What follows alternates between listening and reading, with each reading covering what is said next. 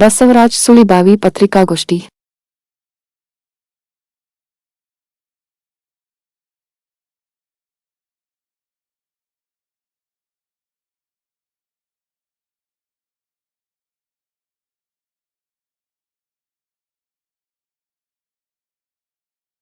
ಈ ಚರ್ಚೆ ಮಾಡೋದಕ್ಕಾಗಿ ನಿಮ್ಮ ಜೊತೆಗೆ ವಿಷಯಗಳನ್ನ ಹಂಚಿಕೊಳ್ಳೋದಕ್ಕಾಗಿ ಈ ಪತ್ರಿಕಾಗೋಷ್ಠಿಯನ್ನು ಕರೆದಿದ್ದೀವಿ. ಕುವೆಂಪು ಅವರು ಹೇಳಿದಾಗೆ ಕರ್ನಾಟಕ ಅನ್ನುವಂಥದ್ದು ಸರ್ವ ಜನಾಂಗದ ಶಾಂತಿಯ ತೋಟ. ಆ ಶಾಂತಿಯ ತೋಟ ಅನ್ನುವಂಥ ಪರಿಕಲ್ಪನೆ ಒಳಗಡೆ ಈ ರಾಜ್ಯದೊಳಗಡೆ ಬರುವಂಥ ಎಲ್ಲ ಭಾಗಗಳು ಸೇರಿಕೊಳ್ತವೆ ಅಂತ. ಅದರಲ್ಲಿ ಗದಗ ಕೂಡ ಒಂದು ಅನ್ನುವಂಥದ್ದು.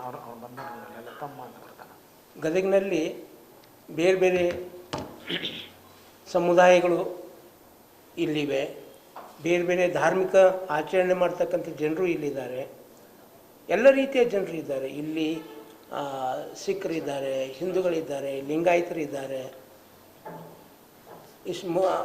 ಮುಸ್ಲಿಮ್ಸ್ ಇದ್ದಾರೆ, ಬೌದ್ಧರಿದ್ದಾರೆ, ಕ್ರಿಶ್ಚಿಯನ್ರಿದ್ದಾರೆ.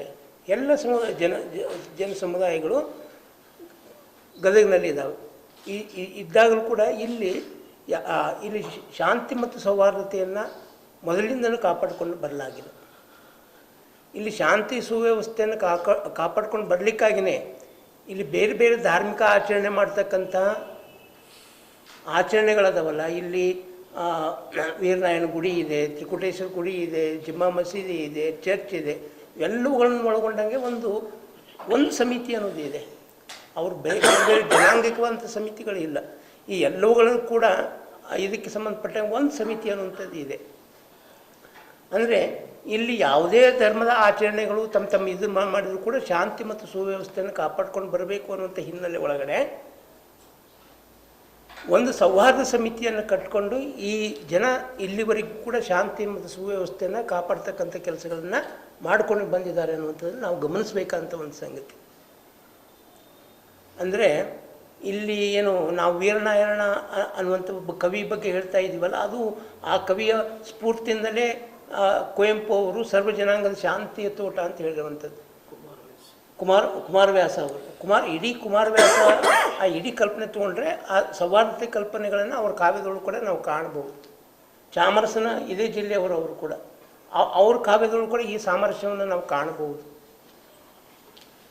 ಹೀಗೆ ಅಂದರೆ ಇಲ್ಲಿರುವಂಥ ಈ ಥರದ ಸಾಹಿತ್ಯಿಕವಾದಂಥ ಸಾಂಸ್ಕೃತಿಕವಾದಂಥ ಪರಂಪರೆ ಏನಿದೆಯಲ್ಲ, ಆ ಪರಂಪರೆ ಗದಗಿನ ಪರಂಪರೆ ಅಂತಂದರೆ ಶಾಂತಿ ಸುವ್ಯವಸ್ಥೆ ಸೌಹಾರ್ದತೆಯನ್ನು ಬಯಸ್ತಕ್ಕಂಥದ್ದು, ಎಲ್ಲರನ್ನೂ ಕೂಡ ಸಮಾನವಾಗಿ ಕಾಣ್ತಕ್ಕಂಥದ್ದು ಅನ್ನುವಂಥದ್ದನ್ನು ನಾವು ಗಮನಿಸ್ಕೊಂಡು ಬರುವಂಥದ್ದು. ಈ ಥರದ ಸರ್ವ ಜನಾಂಗವನ್ನು ಸಮಾನತೆಯಿಂದ ಕಾಣಬೇಕು ಅನ್ನುವಂಥ ಉದ್ದೇಶದಿಂದ ಒಳಗಡೆ ಇಲ್ಲಿರುವಂಥ ಮಠಗಳು ಕೂಡ ಆ ಕೆಲಸವನ್ನು ಮಾಡ್ಕೊಂಡು ಬಂದಿದ್ದಾವೆ. ಅದು ತೋಂಟದಾರ್ಯ ಮಠ ಆಗಿರ್ಬೋದು, ವೀರೇಶ್ವರ ಮಠ ಆಗಿರ್ಬೋದು, ಯಾವುದೇ ಕೂಡ ಆಗಿರ್ಬೋದು. ನಿಮಗೆ ತೋಂಟದಾರ್ಯ ಹಿಂದಿನ ಸ್ವಾಮಿಗಳಿಗೆ ಕೇಂದ್ರ ಸರ್ಕಾರವೇ ಆಗದು BJP ಸರ್ಕಾರ ಇತ್ತು ಅಂತ ಕಾಣಿಸ್ತದೆ, ವಾಜಪೇಯಿ ಸರ್ಕಾರ ಇತ್ತು ಕಾಣಿಸ್ತದೆ. ಆ ವಾಜಪೇಯಿ ಸರ್ಕಾರ ಇದ್ದಾಗಲೂ ಕೂಡ ಅದು ಆ BJP ಸರ್ಕಾರ ಇದ್ದಾಗಲೂ ಕೂಡ ಇಲ್ಲಿ ಶಾಂತಿ ಮತ್ತು ಸೌಹಾರ್ದತೆಯನ್ನು ಕಾಪಾಡ್ಕೊಂಡು ಬರ್ತಾರೆ. ಕೋಮು ಸೌಹಾರ್ದತೆಯನ್ನು ಉಳಿಸ್ಕೊಂಡು ಬರಲಿಕ್ಕೆ ನಿರಂತರವಂಥ ಕಾರ್ಯಕ್ರಮ ಹಮ್ಮಿಕೊಂಡಿದ್ದಾರೆ ಅನ್ನುವಂಥ ಹಿನ್ನೆಲೆ ಒಳಗಡೆ ಅವ್ರಿಗೆ ಕೋಮು ಸೌಹಾರ್ದ ಪ್ರಶಸ್ತಿಯನ್ನು ಕೂಡ ಕೊಡಲಾಗಿದೆ ಅನ್ನುವಂಥ ನಾವು ಗಮನಿಸ್ಬೇಕು. ಈ ವೀರೇಶ್ವರ ಮಠದೊಳಗಡೆ ಅಲ್ಲಿ ಎಲ್ಲ ಜನಾಂಗದ ಇದ್ದಾರೆ. ಎಲ್ಲರೂ ಕೂಡ ಈ ಕುರುಡರಾಗಿರ್ತಕ್ಕಂಥ ಮಕ್ಕಳೇನಿದ್ದಾರಲ್ಲ, ಒಂದು ಜನಾಂಗಕ್ಕೆ ಸಂಬಂಧಪಟ್ಟದಂಥವರಲ್ಲ, ಎಲ್ಲರೂ ಕೂಡ ಇದ್ದಾರೆ. ಅದರೊಳಗಡೆ ಲಿಂಗಾಯತರು ಇದ್ದಾರೆ, ಮುಸ್ಲಿಮ್ಸ್ ಇದ್ದಾರೆ, ಎಲ್ಲ ಜನ ಸಮುದಾಯದವರು ಕೂಡ ಇದ್ದಾರೆ ಅನ್ನೋದನ್ನು ನಾವು ಗಮನಿಸ್ಕೊಳ್ಬೇಕು. ಆದರೆ ಅಲ್ಲಿ ಆ ಮಠದೊಳಗಡೆ ಈ ಥರದ ಅಂಧ ಮಕ್ಕಳಿಗೆ ಅವ್ರ ಬಾಳಿಗೆ ಬೆಳಕಾಗಬೇಕು ಅನ್ನುವಂಥ ಹಿನ್ನೆಲೆ ಒಳಗಡೆ ಅವರು ಒಂದು ಸಂಗೀತ ಕಲಿಸಿ ಇತ್ಯಾದಿಗಳು ಮಾಡ್ತಕ್ಕಂಥ ಕೆಲಸ ಏನಿದೆಯಲ್ಲ, ಭಾಳ ಒಳ್ಳೆಯ ರೀತಿಯಂಥ ಕೆಲಸ ಅದು. ಅಂದರೆ ಯಾರು ಮಕ್ಕಳಿಗೆ ಹೊರೆ ಆದರೂ ಕೂಡ, ತಂದೆ ತಾಯಿಗಳಿಗೆ ಹೊರೆ ಆದರೂ ಕೂಡ ಅಂಥ ಮಕ್ಕಳು ಇಲ್ಲಿ ತಂದುಬಿಟ್ಟು ಅವ್ರ ಮಕ್ಕಳ ಹಾಗೆ ನೋಡಿಕೊಂಡು, ಅಂದರೆ ಯಾವುದೇ ಸಮುದಾಯ ಇರಲಿ ಅದು ಆ ಥರದ ಆ ಮಕ್ಕಳನ್ನು ಸಮಾನವಾಗಿ ಕಂಡುಕೊಂಡು ಅವ್ರಿಗೆ ಒಂದು ಈ ಅಂಧ ಮಕ್ಕಳಿಗೇ ಒಂದು ಸಂಗೀತಾಭ್ಯಾಸ ಮಾಡಿಸುವಂಥ ಒಂದು ಕೆಲಸ ಏನಿದೆಯಲ್ಲ, ಅದು ಬಹಳ ಈ ಕಾಲದೊಳಗಡೆ ಇವತ್ತಿನ ಸಂದರ್ಭದೊಳಗಡೆ ತುಂಬ ಮಹತ್ವದ್ದು ಅನ್ನೋದನ್ನು ನಾವೆಲ್ಲರೂ ಕೂಡ ಗಮನಿಸ್ಕೊಳ್ಬೇಕು. ಆದರೆ ನಾವು ಇವತ್ತು ಆ ಮಠ ಏನು ಕೆಲಸ ಮಾಡ್ತದೆ ಅದ್ರ ಬಗ್ಗೆ ನಾವು ಯಾವತ್ತೂ ಯೋಚನೆ ಮಾಡಲಾರ್ದಂಥವ್ರು. ಅಲ್ಲಿ ಯಾವ ಎಲ್ಲ ಸಮುದಾಯಗಳ ಮಕ್ಕಳಿರುವಾಗ ಆ ಮಕ್ಕಳ ಏಳಿಗೆಗಾಗಿ ಆ ಮಕ್ಕಳ ಆರೋಗ್ಯದ ದೃಷ್ಟಿಯಿಂದ ಆಗಲಿ ಬೇರೆ ಬೇರೆ ದೃಷ್ಟಿಯಿಂದ ಆಗಲಿ ಯಾವತ್ತೂ ಯೋಚನೆ ಮಾಡಲಾರಂಥ ಜನ ಇವತ್ತು ಈ ವಾತಾವರಣವನ್ನು ಈ ಸೌಹಾರ್ದ ವಾತಾವರಣವನ್ನು ಸಹಿಸಿಕೊಳ್ಳಿಕ್ಕಾಗಲಾರ್ದೇ ಈ ಕೋಮು ಭಾವನೆಯನ್ನು ಹುಟ್ಟಾಕ್ತಕ್ಕಂಥ ಕೆಲಸವನ್ನು ನಿರಂತರವಾಗಿ ಮಾಡ್ತಕ್ಕಂಥ ಕೆಲವು ಸಂಘಟನೆಗಳು ಏನು ವಿಚಿತ್ರಕಾರಿ ಸಂಘಟನೆಗಳು ಕೋಮುವಾದಿ ಸಂಘಟನೆಗಳು ಅಂತ ನಾವು ಕರೀತಾ ಇದ್ದೀವಿ. ಅವ್ರು ಬೇರೆ ಬೇರೆ ಹೆಸರಿನೊಳಗಡೆ ಬೇರೆ ಬೇರೆ ರೀತಿಯಂಥ ಕೆಲಸ ಮಾಡ್ತಾ ಇದ್ದಾರೆ. ಮೊದಲ ಶ್ರೀರಾಮ ಸೇನೆ ಅಂತ ಕೆಲಸ ಮಾಡ್ತಾಯಿದ್ರು. ಈಗ ಹಿಂದೂ ವೀರಶೈವ ಲಿಂಗಾಯತ ಸಂಘಟನೆಗಳು ಒಕ್ಕೂಟ ಅಂತ ಹೇಳ್ಕೊಂಡು ಒಂದಕ್ಕೊಂದು ಸಂಬಂಧನೇ ಇಲ್ಲ ಅವೆಲ್ಲವೂ ಕೂಡ. ಆ ಹಿಂದುತ್ವಕ್ಕೂ ಲಿಂಗಾಯತರಿಗೂ ಏನೂ ಸಂಬಂಧ ಇಲ್ಲದಿದ್ದಾಗ ಕೂಡ ಅಂಥದ್ದೊಂದು ಸಂಘಟನೆ ಮಾಡ್ಕೊಂಡು ಮುಖ್ಯವಾಗಿ ಇಲ್ಲಿ ಸೌಹಾರ್ದತೆಯನ್ನು ಕದರ್ತಕ್ಕಂಥ ಕೆಲಸಗಳನ್ನು ಮಾಡ್ತಾ ಇದ್ದಾವೆ ಅನ್ನೋದು ಗಮನಿಸ್ಕೊಳ್ಬೇಕು. ಇಡೀ ರಾಜ್ಯದೊಳಗಡೆ ಇವತ್ತು ಲಿಂಗಾಯತ ಪರಂಪರೆಯನ್ನು, ಲಿಂಗಾಯತ ಮಠ ಪರಂಪರೆಯನ್ನು ಇವತ್ತು ಲಿಂಗಾಯತ ಧಾರ್ಮಿಕ ಭಾವನೆಗಳಿಗೆ ಧಕ್ಕೆ ತರ್ತಕ್ಕಂಥ ರೀತಿಯೊಳಗಡೆ ಇಡೀ ಆ ಲಿಂಗಾಯತ ಒಂದು ಧರ್ಮ ಏನಿದೆಯಲ್ಲ ಆ ಧರ್ಮವನ್ನೇ ಅಳಿಸಿ ಹಾಕಬೇಕು ಅನ್ನೋಂಥ ನಿಟ್ಟಿನೊಳಗಡೆ ಇವತ್ತು ಈ ರಾಜ್ಯದೊಳಗಡೆ ಏನು ಕೋಮುವಾದಿ ಸಂಘಟನೆಗಳು ಕೆಲಸ ಮಾಡ್ತಾ ಇದ್ದಾವೆ ಅಥವಾ ಹಿಂದೂ ಪರವಾದಂಥ ಸಂಘಟನೆಗಳು ಕೆಲಸ ಮಾಡ್ತಾ ಇದ್ದಾವೆ, ಆ ಸಂಘಟನೆಗಳ ಭಾಗವಾಗಿಯೇ ಇಲ್ಲಿ ಇವು ಲಿಂಗಾಯತ ಮಠಗಳನ್ನು ಟಾರ್ಗೆಟ್ ಮಾಡ್ಕೊಂಡು ಏನು ಇಲ್ಲಿ ಅದು ತೋಂಟದಾರ್ಯ ಮಠ ಆಗಿರ್ಬೋದು, ವೀರೇಶ್ವರ ಮಠ ಆಗಿರ್ಬೋದು, ಮಠ ಪುಣ್ಯಾಶ್ರಮ ಆಗಿರ್ಬೋದು, ಇವುಗಳನ್ನೇ ಮುಖ್ಯವಾಗಿ ಟಾರ್ಗೆಟ್ ಕೊಂಡು ಇವೆಲ್ಲವೂ ಕೂಡ ಲಿಂಗಾಯತ ಧಾರ್ಮಿಕ ಸಂಸ್ಥೆಗಳಾಗಿರೋದ್ರಿಂದ ಈ ಮಠಗಳನ್ನೇ ಮುಖ್ಯವಾಗಿ ಟಾರ್ಗೆಟ್ ಮಾಡಿಕೊಂಡು ಇಲ್ಲಿ ಈ ಕೋಮು ಭಾವನೆ ಬಿತ್ತಕ್ಕಂಥ ರೀತಿ ಒಳಗಡೆ ಕೆಲವರು ಕೆಲಸ ಮಾಡ್ತಾ ಇದ್ದಾರೆ ಅನ್ನೋದು ನಾವು ಗಮನಿಸ್ಕೊಳ್ಬೇಕು. ಆ ಮಠಕ್ಕೆ ಈಗಾಗಲೇ ತೋಂಟದಾರ್ಯ ಮಠದ ಜಾತ್ರಾ ಸಂದರ್ಭದೊಳಗಡೆ ಏನೆಲ್ಲ ಮಾಡಿದ್ರು ಅನ್ನುವಂಥದ್ದು ಒಂದು ಉದಾಹರಣೆ. ಆದರೆ ಈ ವೀರೇಶ್ವರ ಪುಣ್ಯಾಶ್ರಮದ ಏನು ಜಾತ್ರಾ ಮಹೋತ್ಸವದ ರಥದ ಗಾಲಿಗಳಿಗೆ ಯಾವುದೋ ಒಂದು ದಾನ ಕೊಟ್ಟಂಥವ್ರು, ದತ್ತಿ ದಾನ ಕೊಟ್ಟಂಥವ್ರು ಅವ್ರ ಹೆಸರಿದೆ ಅನ್ನುವಂಥ ಹಿನ್ನೆಲೆ ಇಟ್ಕೊಂಡು ಅದಕ್ಕೆ ಧಾರ್ಮಿಕ ಭಾವನೆ, ಕೋಮು ಭಾವನೆಯನ್ನು ಏನು ಬಳಸುವಂಥ ಅಥವಾ ಬಿತ್ತರಿಸುವಂಥ ಬಳಿಯುವಂಥ ಒಂದು ಕೆಲಸ ಏನಿದೆಯಲ್ಲ ಅದನ್ನು ಮಾಡ್ತಾಯಿದ್ರು. ಆ ದುರ್ಗಾದೇವಿ ಜಾತ್ರೆ ಅಂತ ಹೇಳ್ಕೊಂಡು ಆ ದುರ್ಗಾದೇವಿ ಒಂದು ಕೆಳ ಸಮುದಾಯದ ದೇವತೆ ಅನ್ನುವಂಥ ಪರಿಕಲ್ಪನೆ ಒಳಗಡೆ ಇದೆ. ನಮಗೆ ಆ ಥರ ಧಾರ್ಮಿಕ ಭಾವನೆಗಳು ಆ ದೇವತಿಕ ಪರಿಕಲ್ಪನೆಗಳಿಗಿಂತ ಅಲ್ಲೊಂದು ಏನು ಜಾತ್ರೆ ನಡೀತಾ ಇದೆ, ಆ ಜಾತ್ರೆ ನಡೆಯುವಂಥ ತೇರಿ ಕೂಡ ಅಲ್ಲಿ ಅದಕ್ಕೆ ಒಬ್ಬರು ದಾನಿಗಳು ಆ ಗಾಲಿಗಳಿಗೇನೋ ತೇರಿನ ಗಾಲಿಗಳಿಗೆ ಹೆಸರು ಕೊಟ್ಟರು, ಅವ್ರ ಹೆಸರು ಮೇಲೆ ಇದೆ ಅನ್ನುವಂಥ ಕಡೆ ಇದನ್ನು ಮುಖ್ಯವಾಗಿಟ್ಕೊಂಡು ಈ ಎರಡೂ ಇವುಗಳನ್ನು ಇಲ್ಲಿಯ ಸೌಹಾರ್ದತೆಯನ್ನು ಕದಡುವಂಥ ಈ ಥರ ಧಾರ್ಮಿಕ ಭಾವನೆಗಳನ್ನು ಉದ್ದೇಶಿಸುವಂಥ ಮತ್ತು ಕೋಮುವಾದಿ ಭಾವನೆಗಳನ್ನು ಬೆಳೆಯುವಂಥ ಅನಗತ್ಯವಾಗಿ ಒಂದು ಧರ್ಮವನ್ನು, ಒಂದು ಧಾರ್ಮಿಕ ಭಾವನೆಗಳನ್ನು ಟಾರ್ಗೆಟ್ ಮಾಡಿಕೊಂಡು ಅಲ್ಪಸಂಖ್ಯಾತರನ್ನು ಟಾರ್ಗೆಟ್ ಮಾಡಿಕೊಂಡು ಅವ್ರ ವಿರುದ್ಧವಂಥ ವಾತಾವರಣವನ್ನು ಸೃಷ್ಟಿ ಮಾಡಲಿಕ್ಕೆ ಪ್ರಯತ್ನ ಮಾಡ್ತಕ್ಕಂಥ ಇಲ್ಲಿಯ ಸಂಘಟನೆಗಳಿದ್ದಾವಲ್ಲ, ಈ ಸಂಘಟನೆಗಳ ಬಗ್ಗೆ ನಾವು ಮುಖ್ಯವಾಗಿ ಇಲ್ಲಿಯ ಜಿಲ್ಲಾಡಳಿತ ಏನು ಮಾಡ್ತಾ ಇದೆ ಅನ್ನೋದನ್ನು ನಾವು ಗಮನಿಸ್ಕೊಳ್ಬೇಕು. ಯಾಕಂದರೆ ಇಂಥ ವ್ಯಕ್ತಿಗಳೇನದವ, ಇಂಥ ಸಂಘಟನೆಗಳೇನದವಲ್ಲ ನಿರಂತರವಾಗಿ ಕಳೆದ 2 ದಶಕಗಳಿಂದಲೂ ಕೂಡ ಕೆಲಸ ಮಾಡ್ತಾ ಇದ್ದಾವೆ. ಬೇರೆ ಬೇರೆ ರೀತಿಯೊಳಗಡೆ ಕೆಲಸ ಮಾಡ್ತವೆ. ಇದು ಮೊದಲನೇದ್ದು ಅಲ್ಲ, ಇದು ಕೊನೆಯದ್ದು ಕೂಡ ಅಲ್ಲ. ನಿರಂತರವಾಗಿ ಕಳೆದ 2 ದಶಕಗಳಿಂದ ನಿರಂತರವಾಗಿ ಕೆಲಸ ಮಾಡ್ಕೊತ ಬಂದಿದ್ದಾವೆ. ಆದರೆ ಎಲ್ಲವರಲ್ಲಿ ಕೂಡ ಆ ಜಿಲ್ಲಾಡಳಿತದ ಮುಂದೆ ಇದೆ ಮತ್ತು ಪೊಲೀಸ್ ಇಲಾಖೆಯ ಮುಂದೆ ಕೂಡ ಇದೆ ಅನ್ನೋದನ್ನು ನಾವು ಗಮನಿಸ್ಕೊಳ್ಬೇಕು. ಅದೇನಿಲ್ಲ. ಮತ್ತು ಈ ಎಲ್ಲ ಶಕ್ತಿಗಳು ಇದರೊಳಗೆ ಪಾಲ್ಗೊಂಡಂಥವರೆಲ್ಲ ಹಿಂದೆ ಬಿಜಾಪುರ ಜಿಲ್ಲೆ ಬೀಳಿಗೆ ಹತ್ತಿರ ಒಂದೇನು ಬಂದೂಕು ತರಬೇತಿ ಏನೋ ಆಯ್ತಲ್ಲ, ಆ ತರಬೇತಿಯನ್ನು ಕೂಡ ಇವರೆಲ್ಲರೂ ಕೂಡ ಪಾಲ್ಗೊಂಡವರು ಅನ್ನೋದು ಕೂಡ ಪೊಲೀಸ್ ವರದಿಗಳೇ ಹೇಳ್ತಾ ಇದ್ದಾವೆ. ಇಲ್ಲಿ 10-12 ಜನ ಈ ನಗರದ ವ್ಯಕ್ತಿಗಳು ಅದರೊಳಗಡೆ ತೊಡಕೊಂಡ್ರು ಅನ್ನುವಂಥದ್ದು ವ್ಯಕ್ತಿ ಸಭಾ ಎಲ್ಲವೂ ಕೂಡ ರಿಪೋರ್ಟ್ಗಳಿದ್ದಾವೆ. ಇಷ್ಟೆಲ್ಲ ಅಂದರೆ ಒಂದು ಈ ಥರ ಒಂದು ಯುವಕರನ್ನು ಒಂದು ಆಯುಧ ಕೊಟ್ಟುಕೊಂಡು ಅವ್ರನ್ನ ಆ ರೀತಿ ತರಬೇತಿಗೊಳಿಸುವಂಥ ಒಂದು ಕೆಲಸ, ಮುಖ್ಯವಾಗಿ ಅವರಲ್ಲಿ ಕೋಮುವಾದವನ್ನು ತುಂಬಿ ಒಂದು ಧರ್ಮದ ವಿರುದ್ಧ ಇನ್ನೊಂದು ಧರ್ಮವನ್ನು ಎತ್ತಿಕಟ್ಟತಕ್ಕಂಥ ಮತ್ತು ಇಲ್ಲಿಯ ಲಿಂಗಾಯತ ಮಠಗಳೇನದಾವಲ್ಲ ಅವುಗಳ ವಿರುದ್ಧ ಜನರು ಎತ್ತಿಕಟ್ಟತಕ್ಕಂಥ ಕೆಲಸಗಳನ್ನು ನಿರಂತರವಾಗಿ ಮಾಡ್ಕೊಂಡು ಬಂದಿರುವಂಥ ಈ ಸಂಘಟನೆಗಳ ಬಗ್ಗೆ ಈ ಜಿಲ್ಲಾಡಳಿತ ಏನು ಕ್ರಮ ಕೈಗೊಂಡಿದೆ ಅನ್ನೋದನ್ನು ನಾವು ಯೋಚನೆ ಮಾಡಬೇಕಾಗಿದೆ.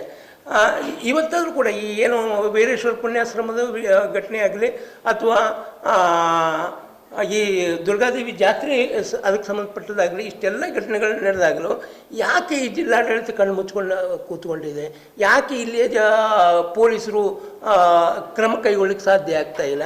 ಬೇರೆ ಒಂದು FIR ಮಾಡಿದ್ರೆ ಏನೂ ಕೂಡ ಆಗೋದಿಲ್ಲ. ಅದು ಆ FIR ಮಾಡಿದ್ಮೇಲೆ ಒಂದು ಕ್ರಮ ಆಗಬೇಕಲ್ಲ, ಅದ್ರ ಮೇಲೆ ಅವ್ರ ಮೇಲೆ ಒಂದು ಕ್ರಮ ಆಗ್ತಕ್ಕಂಥ ಕೆಲಸಗಳು ಮಾಡಿದ್ದಾರೆ, ಏನೂ ಮಾಡಲಿಲ್ಲ. ಅಂದರೆ ಮುಖ್ಯವಾಗಿ ನಾವು ಬಯಸ್ತಾ ಇರೋದಂದ್ರೆ ಗದಗ ನಗರದ, ಅದು ಗದಗ ಜಿಲ್ಲೆಯ ಸೌಹಾರ್ದತೆಯನ್ನು ಉಳ್ಕೊಳ್ಬೇಕು. ಇಲ್ಲಿ ಸರ್ವ ಜನಾಂಗದ ಜನರು ಏನಿದಾರಲ್ಲ ಅವ್ರು ಶಾಂತಿಯುತವಾಗಿ ಬದುಕಬೇಕು ಮತ್ತು ಎಲ್ಲರನ್ನೂ ಕೂಡ ಪ್ರೀತಿಸುವಂಥ ಒಂದು ವಾತಾವರಣ ಉಳಿಬೇಕು ಅನ್ನುವಂಥ ಹಿನ್ನೆಲೆಯಲ್ಲಿ ಅದಕ್ಕೆ ಧಕ್ಕೆ ತರುವಂಥ ಶಕ್ತಿಗಳೇನದಾವಲ್ಲ, ಸಂಘಟನೆಗಳೇನದಾವಲ್ಲ ಅವ್ರ ಮೇಲೆ ಕ್ರಮಗಳನ್ನು ಕೈಗೊಂಡು ಮತ್ತು ಅಂಥ ಸಂಘಟನೆಗಳನ್ನು ಈ ಜಿಲ್ಲೆಯಿಂದ ನಿಷೇಧ ಮಾಡುವಂಥ ಕೆಲಸಗಳು ಮಾಡಬೇಕು.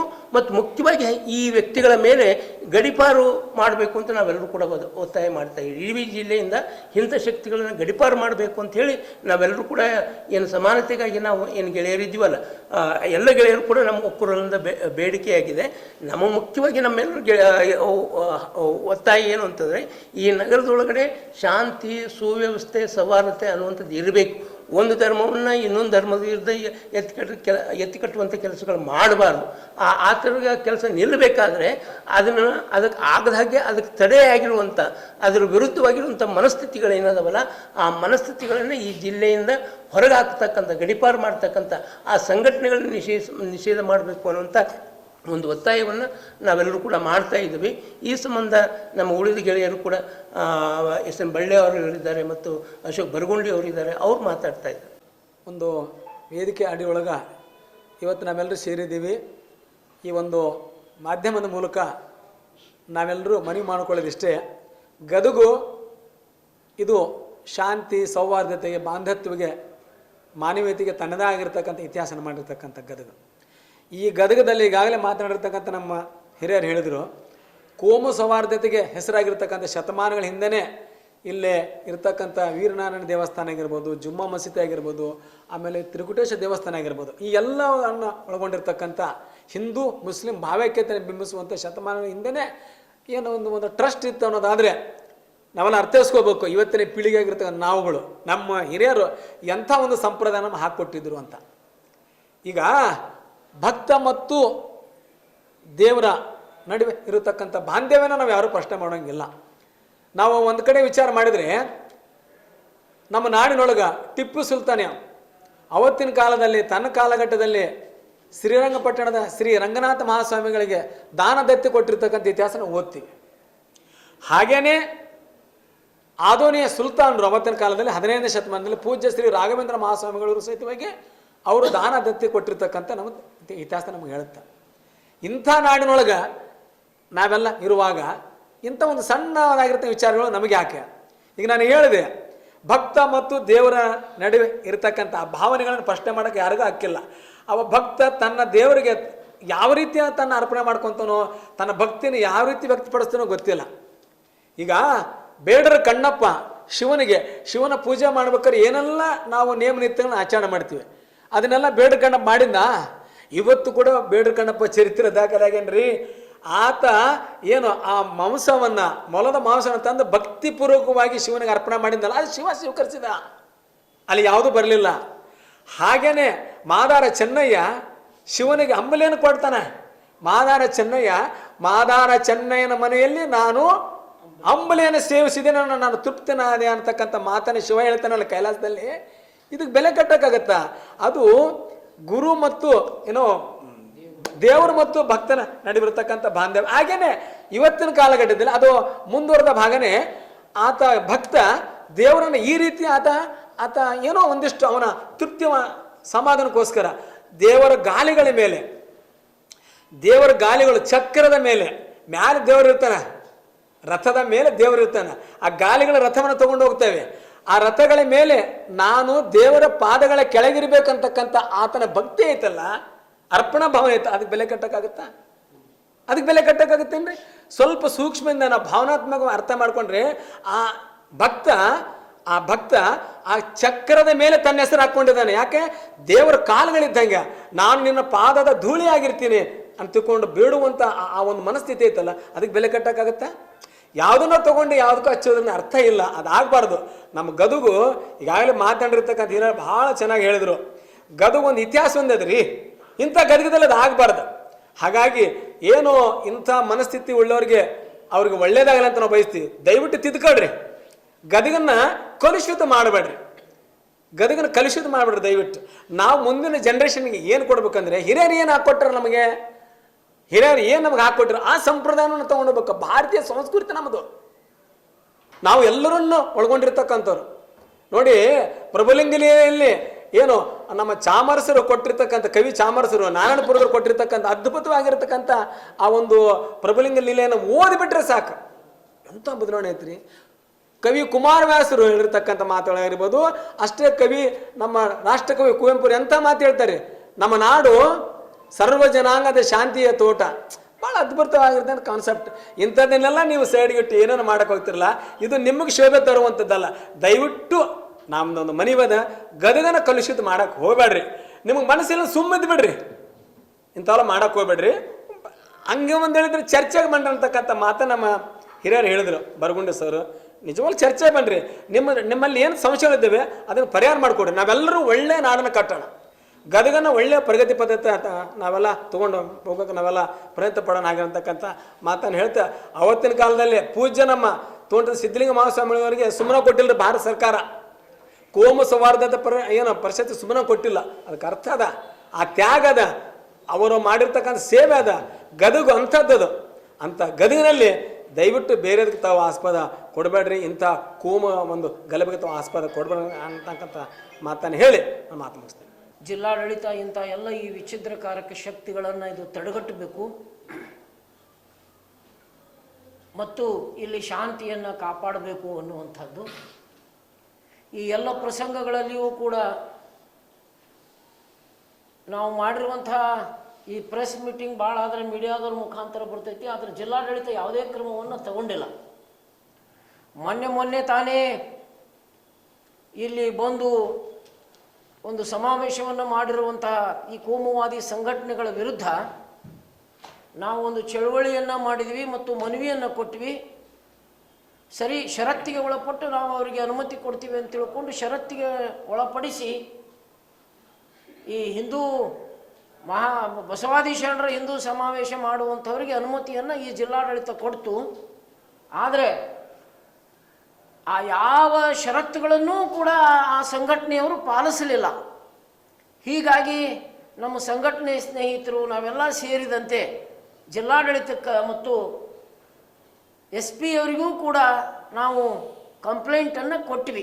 ಯಾವ್ಯಾವ ರೀತಿಯೊಳಗೆ ಸ್ತ್ರೀ ದ್ವೇಷವನ್ನು ಮಾಡಿದರು, ಮಹಿಳೆಗೆ ಅಗೌರವ ತರುವ ರೀತಿಯೊಳಗೆ ಆಗ ಸ್ವಾಮಿಗಳು ಹೆಂಗೆ ಮಾತನಾಡಿದರು, ಹಾಗೆ ಇನ್ನೊಂದು ಸಮುದಾಯವನ್ನು ಕೆರಳಿಸುವ ರೀತಿಯೊಳಗೆ ಪ್ರಚೋದನಕಾರಿ ಮಾತುಗಳನ್ನು, ಅವರು ತಮ್ಮ ಧರ್ಮವನ್ನು ನಾವು ಒಪ್ಪಿಕೊಳ್ಳದೆ ಹೋದರೆ ನಮ್ಮ ತಲೆನ ತೆಗಿತಾರ ಅಂತ ಹೇಳುವಂತಹ ಈ ವಿಚಿತ್ರಕಾರಿ ಪ್ರಚೋದನಕಾರಿ ಮಾತುಗಳನ್ನು ಆ ಸ್ವಾಮಿಗಳು ಮಾತನಾಡಿದಾಗ ಅದನ್ನೂ ಕೂಡ ನಾವು ಜಿಲ್ಲಾಡಳಿತದ ಗಮನಕ್ಕೆ ತಂದ್ವಿ.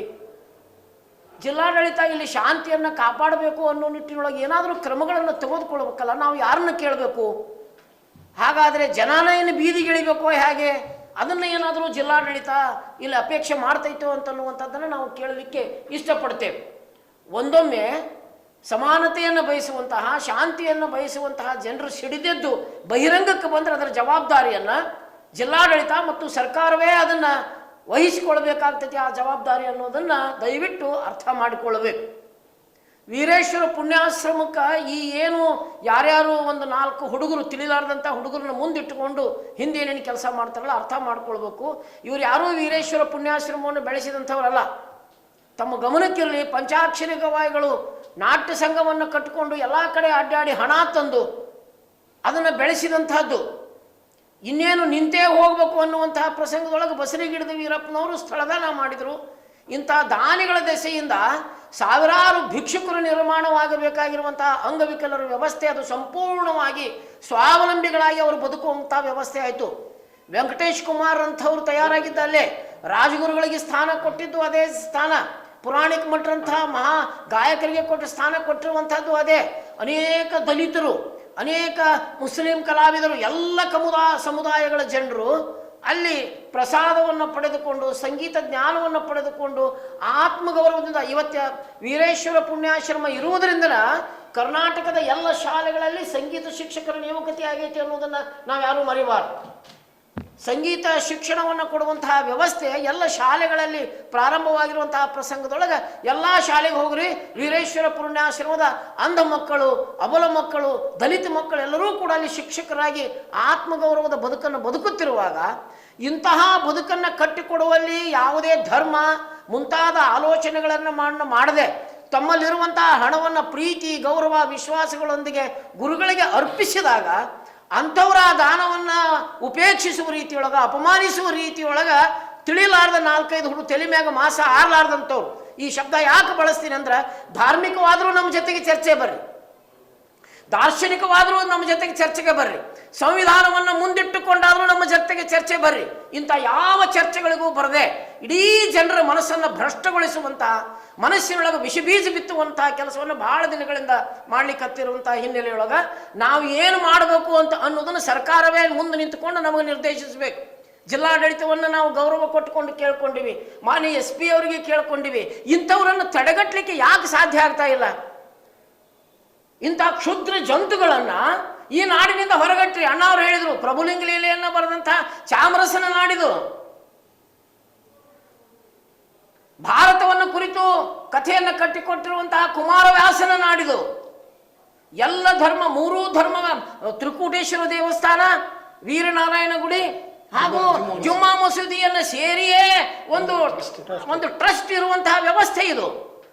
ಇಡೀ ದೇಶಕ್ಕೆ ಮಾದರಿ ಇದು. ಎಲ್ಲರೂ ಕೂಡಿ ಚಂದಗ ಬದುಕಬೇಕಾಗಿರುವಂತಹ ವ್ಯವಸ್ಥೆಯನ್ನು ಭಗ್ನಗೊಳಿಸುವ ರೀತಿಯೊಳಗ ಈ ವಿಚ್ಛಿದ್ರಕಾರಿ ಶಕ್ತಿಗಳು ಆ ತೇರಿನ ಗಾಲಿ ಮ್ಯಾಗದು ಐತಿ. ನೀವೆಂದು ಬಂದು ಈ ತೇರು ಎಳೆದಿರಿ? ಪಂಚಾಕ್ಷರಿ ಗವಾಯಿಗಳ ತೇರನ್ನು ಎಳೆದವರು ನೀವಲ್ಲ.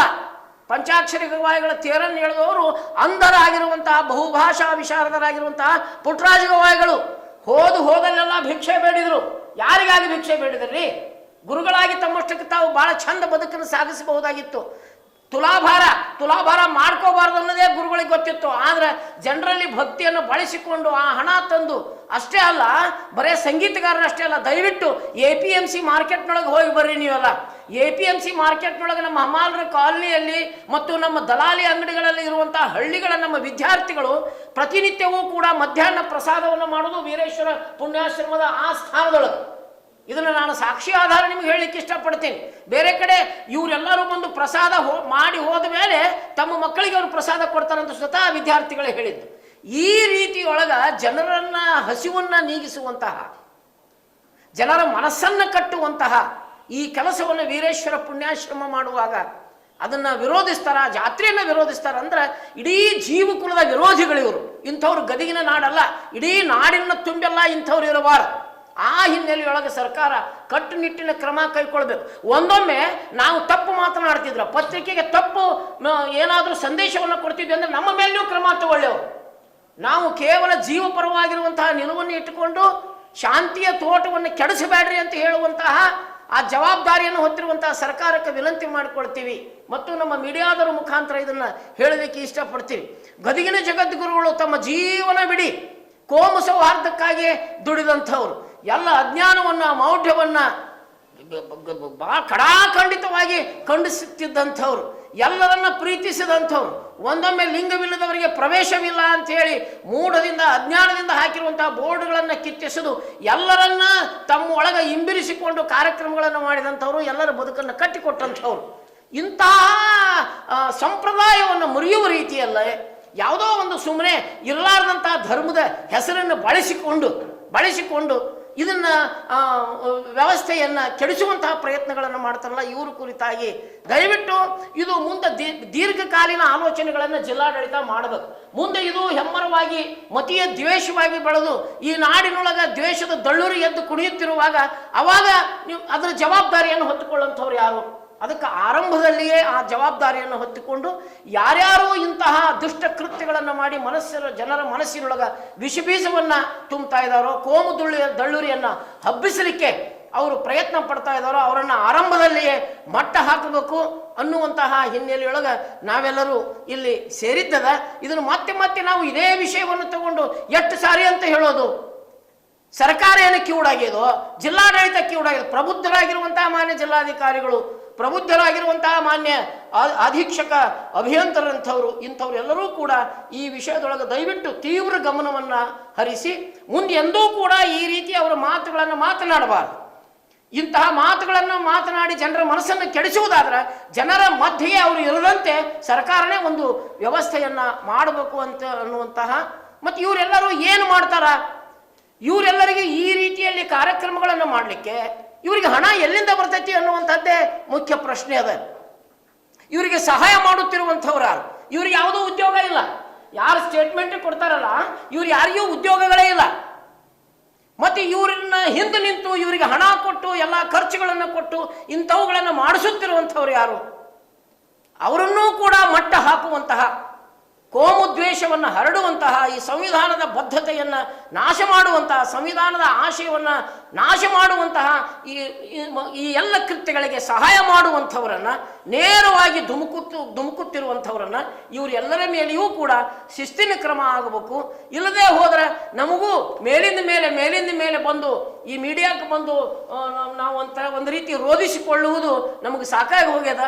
ಇನ್ನು ಮೇಲೆ ಬಹಳ ಕಠಿಣವಾಗಿರುವಂತಹ ಗಾಂಧಿಯ ತತ್ವವನ್ನು ಹಿಡಿದುಕೊಂಡು ನಾವು ಅಹಿಂಸಾತ್ಮಕವಾಗಿ ಬಹುಶಃ ಆಮರಣ ಉಪವಾಸನೋ ಇನ್ನೊಂದೇನನ್ನೋ ಜಿಲ್ಲಾಡಳಿತದ ಮುಂದೆ ಮಾಡುವಂತಹ ಕಾಲ ಬಹಳ ದೂರ ಉಳಿದಿಲ್ಲ. ಯಾಕಂದ್ರೆ ನಾವು ಹೋರಾಡಿ ಮತ್ತೆ ಜನರಲ್ಲಿ ಗದ್ದಲ ಎಬ್ಬಿಸಿ ಹಿಂಸೆಯನ್ನು ಪ್ರಚೋದಿಸುವಂಥವ್ರು ನಾವಲ್ಲ. ನಮಗೆ ಗಾಂಧಿ ಕೊಟ್ಟಂತಹ ಸಂಸ್ಕೃತಿ ಇದೆ, ಬಾಬಾ ಸಾಹೇಬರು ಕೊಟ್ಟಿರುವಂತಹ ಸಂವಿಧಾನದ, ಇದನ್ನು ಹಿಡಿದುಕೊಂಡು ಇಂಥವರನ್ನು ಮಟ್ಟ ಹಾಕಲಿಕ್ಕಾಗಿ ಕ್ರಮ ಕೈಗೊಳ್ಳಲಿಕ್ಕೆ ಒತ್ತಾಯ ಮಾಡುವುದಕ್ಕಾಗಿ ಸರ್ಕಾರದ ಭಾಗವೇ ಆಗಿರುವಂತಹ ಜಿಲ್ಲಾಡಳಿತದ ಮುಂದೆ ನಾವು ಆಮರಣ ಸತ್ಯಾಗ್ರಹವನ್ನು ಮಾಡುವಂತಹ ಪ್ರಸಂಗ ಬಹುಶಃ ಬಂದೇ ಬರ್ತದೆ. ಅದನ್ನು ತಂದು ಕೊಡಲಾರದ ರೀತಿಯೊಳಗೆ ಜಿಲ್ಲಾಡಳಿತ ಕ್ರಮ ಕೈಗೊಳ್ಬೇಕಂತ ಹೇಳಿ ನಾನು ಪ್ರಾರ್ಥಿಸಿಕೊಳ್ತೇನೆ.